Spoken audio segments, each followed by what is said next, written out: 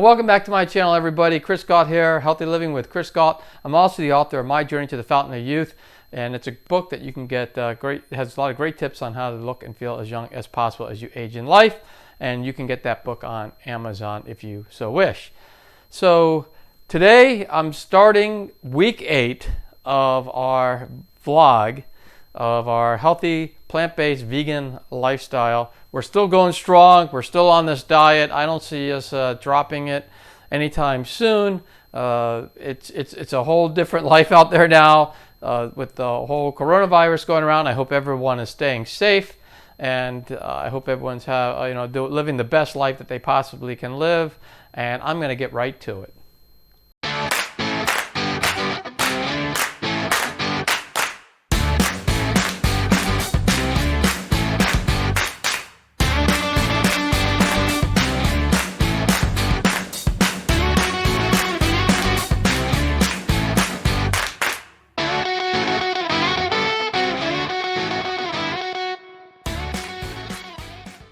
So I don't know if you could see outside the window, but we open up this week number 8 of our vlog, and a very ugly day out there in what usually is sunny Southern California. You could see it's raining out, it's cloudy, so we're doing what everybody else is doing right now. We're staying inside because it's not only the weather, but it's also obviously the coronavirus, which is out there.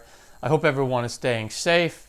And I just want to talk a little bit about the definition of veganism and what it means, and I'll get right to it. All right, so I just wanted to start off by just going over the definition of veganism as it is from the Vegan Society website. I just pulled up, and I'll just read it to you because I don't think you can read that. But it says, veganism is a way of living which seeks to exclude, as far as possible and practicable, all forms of exploitation of and cruelty to animals for food, clothing, or any other purpose. So what that kind of means to me is that no one's perfect. And that's why I think they say as far as possible and practical. And I think also, you have to take, you got to do what you can. But you don't want to be a complete fanatic about it. I mean, there are people who just eat honey, and they eat honey from bees that are treated well, and they're just extracting a little bit of it, and that way the bees still get their honey, and so they're not really hurting the bees. A strict vegan would not do that. So you got to look at what you want to do and why you're doing it. And I think a lot of it is really the why. Why am I doing this? Am I doing it, to be not cruel to the animals? Am I doing it for my own health? Am I doing it for the environment? You have to look at what you're doing it for, and then you just do the best you possibly can. And if you make a mistake, and then you make a mistake and you move on. And it's okay. I wouldn't get all tied up into, I can't call myself a complete vegan because, I have one pair of leather shoes in the closet. I think you just have to take that definition and see how it works for you and go on that route. And don't worry about what everybody else says, because it doesn't matter what they say. It really matters what you care about. And that's just my advice if you plan to go in this direction or not. Just don't get all hung up on the terminology and what other people think. It's really what you want to do. It's your life, and you have to decide. So I just want to go over that, and we have more to come. So you're starting up with something new, and starting up with a new vegan diet. You come up with new foods that you never knew existed, and one thing was I found this. This is actually a yogurt made out of cashew milk, and it's also organic, which is what I like. And it's really interesting because there's actually probiotics in here. So I'm not sure how they do it, but you can still be vegan and still enjoy a creamy treat. And I tell you, I eat this and it tastes really, really creamy and really, really good. And actually, I like it better than regular yogurt, which is a little sour for me. So this one really tastes good, and I just got it at the grocery store. and I got a Sprouts. I'm not sure if you have a Sprouts in your area, but if you have a Whole Foods or something like that, anything that has like organic type stuff would probably have this, and it really tastes good. So I just want to say it comes in the different flavors. And this one's blueberry, but it comes in different flavors. So I get all the flavors. So anyway, just wanted to throw that out. That there's it's interesting the things that you learn as you change your diet to a different type of diet. And because what you do is you could go one or two ways. One, you could say, oh, well, now I have to stop eating this and I have to stop eating that. I can't enjoy that steak. I can't have that hot dog. You can have that mindset, or you can have the mindset of, hey, I could try things that I would never have tried before. Like I've been eating tofu and some other things, and I would never have tried those things if if I was on my old diet. So even the plant-based stuff, I have been drinking the plant-based milk for a while because I've gotten dairy out of my diet years ago. But I think it's just kind of interesting how when you do change what you do, you find new things that are out there that can replace the old things. And if you have the mindset that has hey, you know what, I'm gonna look to find new things, and I'm gonna enjoy new things, and enjoy trying new things, then it really helps out, as opposed to dwelling on what you can't have. Anyway, just thought I'd throw that out. All right, so one of the cool things about starting a new journey, and in this case for me, starting the vegan journey, is that there's a whole lot of information out there that you can find that's about that journey that you would never have looked at or didn't know. So there's a lot of stuff that I'm really learning from doing this, and so I just noticed on this DoSomething.org website, there's this little thing here that says 11 facts about vegan living. So 11 facts about vegan living. And I'm just going to read these to you because I think they're pretty cool. So number one, I'll just read it. Veganism is a way of life that alters diet, clothing, and other decisions with the goal of ending the exploitation of animals. Now, most people probably know that one. I knew that one, to tell you the truth. But some of these I didn't know. Number two, vegan foods are free of all animal products such as meat, eggs, fish, and dairy. And so, and obviously that's a given too. Most people know that. And also most people know that vegans don't also eat any honey because bees make the honey. So it's a product produced by the bees. The next one, number three, ethical vegans also avoid the use of animal products like leather and fur and feathers and other things that cause animal suffering during production. So I'm not sure where wool comes in, because with wool you're just if the sheep is living nicely and they're treating the lamb or the sheep well, and they're just cutting the wool off, that might be okay because they're not hurting the animal. But obviously using leather, which is the skin of an animal, is something that I know that the vegans don't do. So I have to look into that a little further to see where they fall on things like fur. I do know they don't like silk, and I'm not sure if you're really harming the silkworm. I'm not sure how that goes, but so I guess there's different levels of that as well. But here's one I didn't know. So approximately 5% of the U.S. is vegetarian, and that's close to 16 million people, and about half of those are vegan.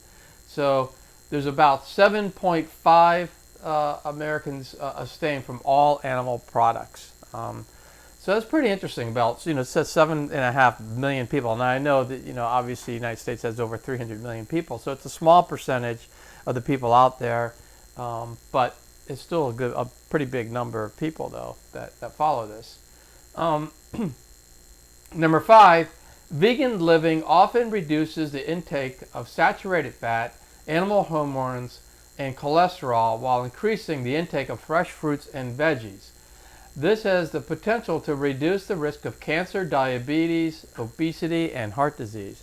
And I think that's a huge one right there. I mean, it's I'm all about healthy eating and healthy living and exercising and all that. So that one is definitely a huge plus for me. because I'm always looking for, for ways to stay as young and healthy as we age. And it's not only about living longer, but it's also about the quality of life. So when you're 70, 80 years old, would you rather be able to run a marathon and be healthy and eating healthy, or would you rather be sickly and be on dialysis or whatever? It just, to me, it's a no-brainer that it is a very healthy diet, and it's something that I think should be looked at. The average American cholesterol, this one I didn't know, but it's very interesting. The average American cholesterol level is 210 milligrams per deciliter, which is higher than the medically accepted range of 150 to 200. So the average is 210, and you should be somewhere in the range of 150 to 200. So that's a pretty big difference. The average cholesterol of a vegan in the U.S., this is interesting, is only 146. So it's actually lower than the range of what they say is acceptable. So that is just fantastic that it actually, being on a vegan diet, gets your cholesterol so low. And, I've talked to, I'm not cracking on any other diet, but I do have to bring up one in this, because I have talked to people who are on the keto diet, and they talk about how great the keto diet is. But the one side effect of a keto diet, because they eat so much of animal products and a lot of saturated fat, is that their cholesterol levels tend to be like 250 and above. I mean, way above the average. And for some reason, they think that's okay and that's healthy. So that's the only dig that I really have against the keto diet, is that, it's just, how can you defend having cholesterol levels at that rate and say that it's okay? And I know a lot of them say, well, it's science has debunked it, and that high cholesterol levels aren't unhealthy for you. Now, I don't know what scientists are talking to or what doctors are talking to, because every doctor and scientist I've talked to says that cholesterol levels, that if they're high, that's a bad thing, and if they're low, that's a good thing. So, right there, that's a good thing, is that the vegan cholesterol level is extremely low and in a great range for being healthy. Number 7, vegans get their protein from products like lentils, black beans, veggie burgers, tofu, nuts, peanut butter, and soy milk. So that tells you, because a lot of people, again, to debunk things, they say, well, vegans don't get any protein, because they're not eating animal products. Well, I just listed off a bunch of of food out there that's not animal products, that's actually very high level of quality, very high level quality protein. So that debunks that.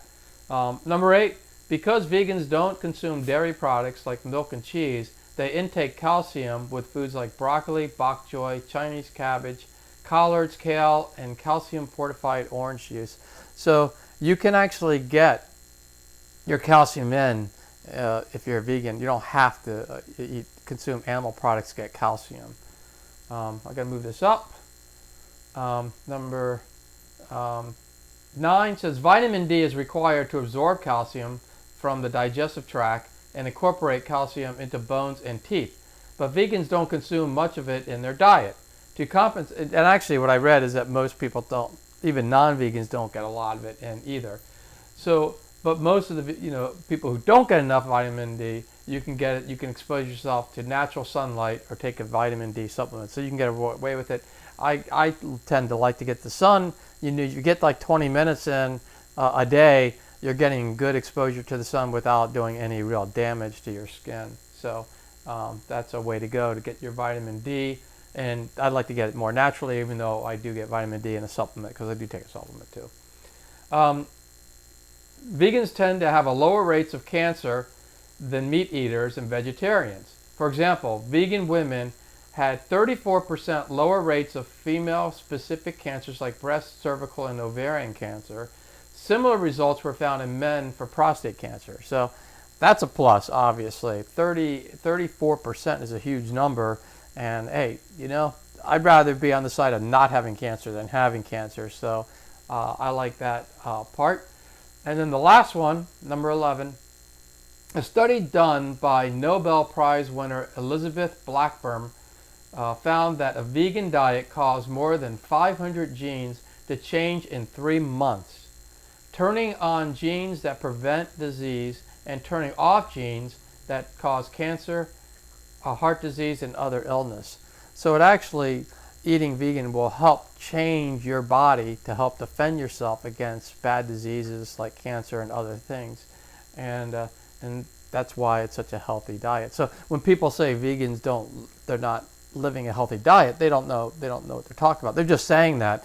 And I would also, go and look at where's the science behind that. I mean, this is a Nobel Prize winner who obviously knows what they're talking about, and they're the ones coming up with this. They study it. And so I would get your facts from doctors and scientists as opposed to just people who say, hey, you know what, the vegans don't know what they're talking about.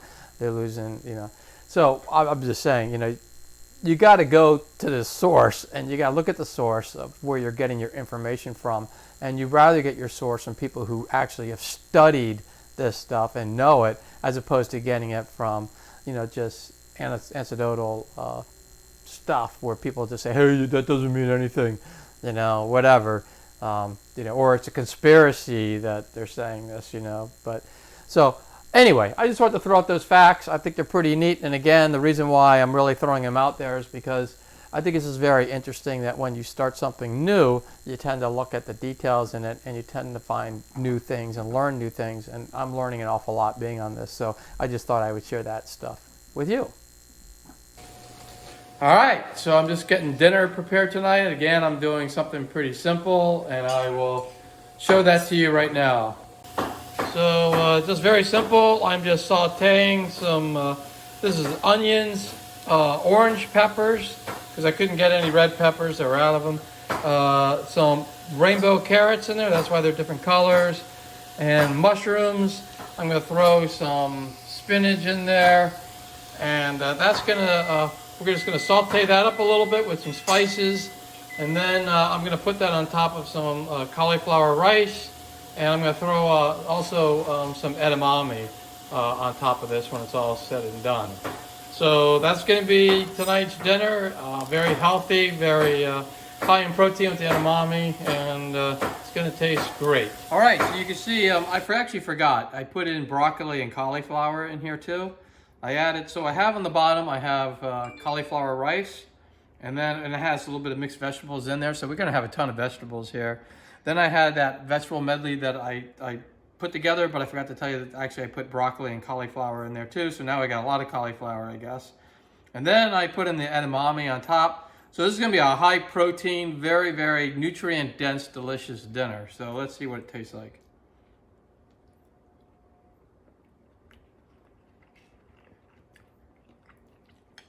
Has amino acids in it, so it's actually really, really good. All right, so this brings a conclusion to week 8. But before we go, I just thought I would give you a little gift. I'm gonna take this drone. It's a DJI Mavic Pro. Folds out. Then what I'm gonna do is I'm gonna fly over the ocean with this and just show you the solitude, the peaceful solitude of a beach in California that's actually closed.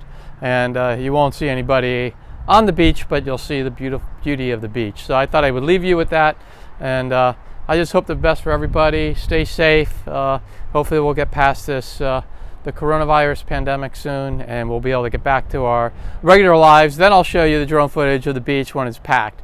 So anyway, I'm going to leave you with that.